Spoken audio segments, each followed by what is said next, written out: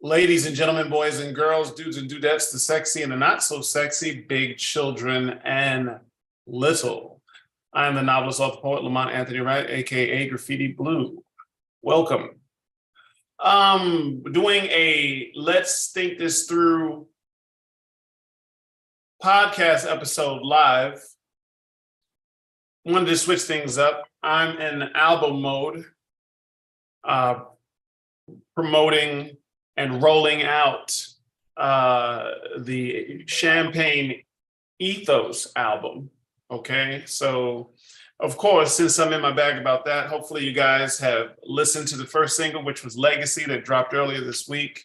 Appreciate you if you did. And I appreciate you if you didn't, because you tuned into this and now you know about it. Holla at your boy. But of course, as a writer that does many different things, I'm in many different bags. So I'm back in my podcast bag.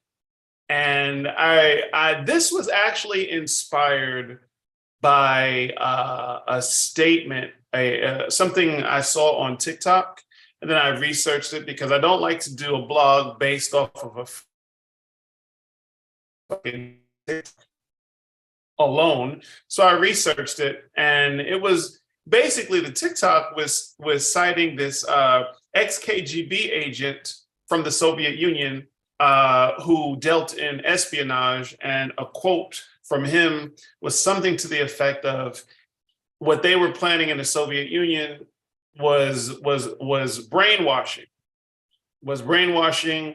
of the United States. Okay. And his statement was somewhere to the effect of, it would take about 20 years to successfully brainwash a nation. Okay, so obviously somebody has been thinking about that. That made me look at the hacking Russia, the accusations of Russia hacking America's social media, made me look at that a little bit different. Like, wow, what do you do when you can't necessarily go toe to toe at war with everybody after nuclear weapons are included? And war basically means the destruction of the planet. So how do you destroy somebody? Well, you give them the tools so that they can destroy themselves. Makes perfect sense to me. So I dug a little deeper into this, but because I'm like, was there a Soviet who actually said this, or were they taken out of context? So I did some digging, and I found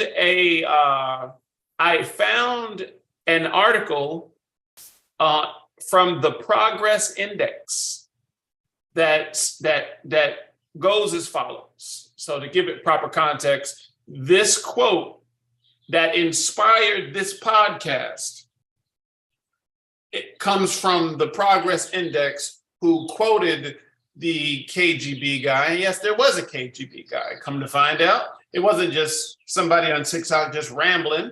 And yes, he did say something to that effect. So let me read the quote to you before I go into my own monologue, and we'll go from there. Let's think this through.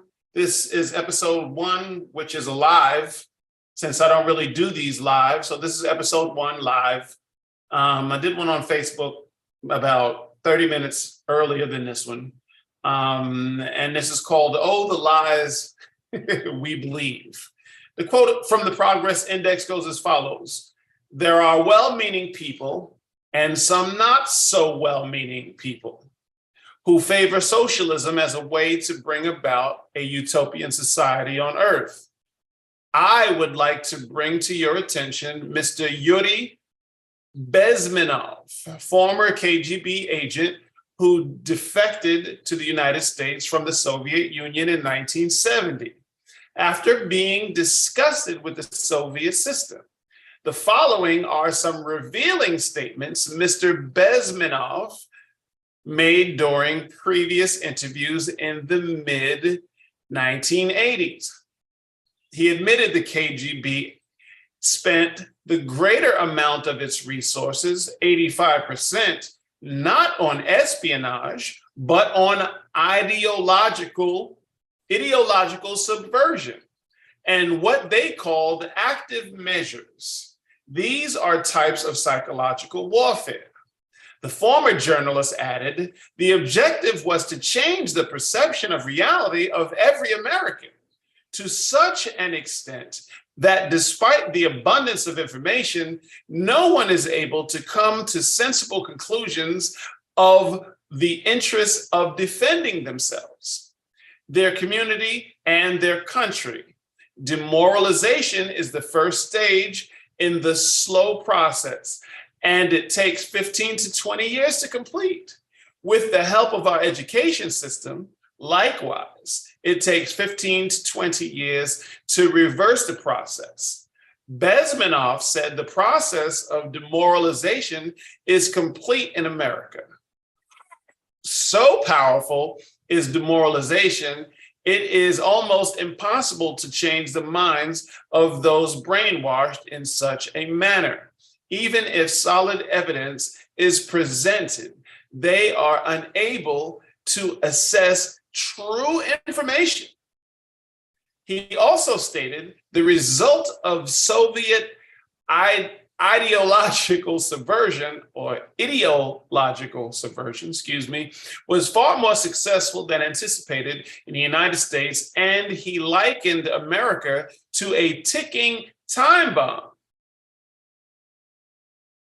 warning us not to create a big brother government in Washington and promise all kinds of goodies to the public, nor to destabilize the economy or eliminate free market competition. The ex-KGB agent must have felt as if under a Cassandra complex, as America ignored much of his sage advice. Woo! Now, this makes a whole lot of sense. And I actually wrote the following before, because my writing and my inspiration was inspired, that my inspiration was everything going on today. How people could look at the truth and see a lie. As long as it didn't match their belief, emotion, or whatever, they were just like, I refuse to believe it. And a lot of people, I'm just gonna give you the blog, the whole transcript of this. There's a lot to unpack here. The whole transcript to this podcast is going to be, you can read it on gbleu.com, gbleu.com, gbleu.com. And it's under the blog section. So everything that I read to you will be there as a transcript. But episode 1, The Lies We Believe. With that opening, here it goes. It is clear to me that brainwashing is a real thing. I am not a scientist, but the proof seems to be all around us. We all remember a lie we believed simply because we wanted to believe it. Perception, interpretation, and emotion seems to have more of an effect on the what we believe than facts, logic, and reason. For example, scientists can claim that all human life probably started in Africa, and that the first human beings to roam the earth were more than likely brown in skin tone. Yet still, racists will dismiss any data supporting these findings as propaganda, simply based on the emotions and feelings that they have for themselves and other people. Some racists in this country also believe that all of their problems would simply get better if all minorities went back to where they came from, i.e. African Americans going back to Africa, i.e. all Chinese and Japanese returning to their respective countries, and so on.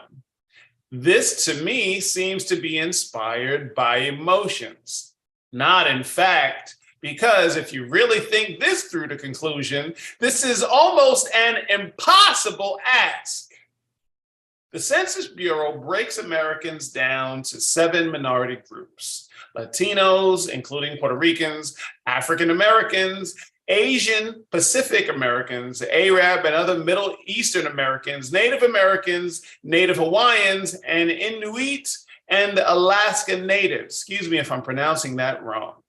These groups make up approximately 38% of all America's population, all of which have jobs, homes, wealth, and resources. Let's say the country came together and agreed that this is the best course of action. How much would it cost to formulate the largest single migration the world has ever seen? Who's going to pay for all of us to go back? Who are the people that are going to replace us that left? Who is going to convince the countries of origin to accept their indigenous people back? Do those countries even have the space to add on a few million people to their cities? The more I think about it, the more it is clear to me that brainwashing, in fact, is a real thing. Again, perception, interpretation, and emotion seems to have more of an effect on what we believe than facts, logic, and reason. Oh, the lies we believe. Lies are clever. They just don't come in the form of racism. Many believe that politics only has 2 lies. Excuse me, politics only has 2 sides. And not only that, we are told by both sides that the people on the opposing side are idiotic monsters. We are told that we should be afraid of these idiotic monsters and that they should not be trusted. They always make an attempt to make us feel a certain way because they know the more emotionally invested we become, the less likely we are to believe facts, logic, and reason. To be clear, I do not believe that emotions are a bad thing. Love is amazing. Pride, not foolish pride, but pride on a greater level, like the pride a mother has for her graduating son, or the pride a man would have in himself after building a house with nothing but raw materials, bare hands, and know-how, can be a great, fulfilling experience. On a spiritual level, it is my belief that our emotions are actually our guidance system, helping us navigate to or stay away from certain experiences. So if that truly is the case, we must keep ourselves informed and be open to new information at all times, even if that information is something that makes our emotions feel unsettled. It seems we would be better served to ask ourselves first why we feel how we feel. Every time I come up with a conclusion that gives me a negative emotion, I always ask myself if my conclusion was the truth. Pause here. Every time I have a negative emotion, this is where Abraham Hicks comes in really handy. Every time I have a negative emotion, I always add after a thought, like you have a sponsoring thought, and then you have a negative emotion right after that thought. I then always ask myself if that thought was true. Was it true? I.e., you feel bad. You say, damn, this type of thing always happens to me. I ask myself, is that true?